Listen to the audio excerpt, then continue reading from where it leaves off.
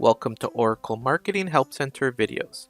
In this video, we'll show you how to access help in Oracle Unity.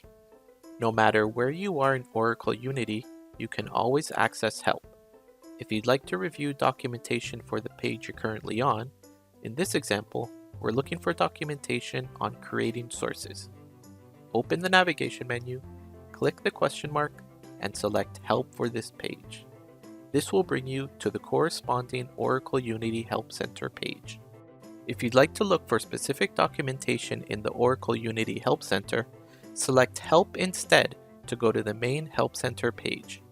You can then use the left-hand navigation menu, the Get Started, Explore, and Integrate sections, and the search bar to find the documentation you're looking for.